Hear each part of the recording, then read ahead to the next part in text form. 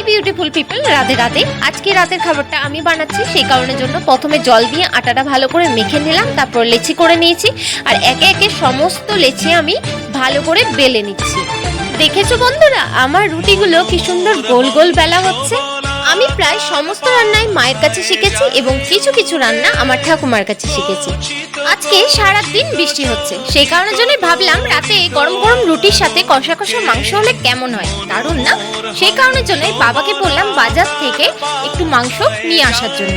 তো বাবাও যথারীতি মুরগির মাংস নিয়ে এলো। এরপর আমি মুরগির মাংসটা ভালো করে ধুয়ে ম্যারিনেট করে রেখে দিয়েছিলাম। এইদিকে আমি রুটিগুলো ভালো করে বেলে সেঁকে নিলাম, তারপরেই আমি মুরগির মাংসটা ভালো করে কষিয়ে নিয়েছি।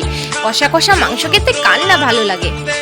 তোমাদের সঙ্গে গল্প করতে করতে আমার কিন্তু কষা মাংস একদম রেডি হয়ে গেছে, আর থালাতে আমি কষা মাংস আর রুটি নিয়ে বসেও করেছি।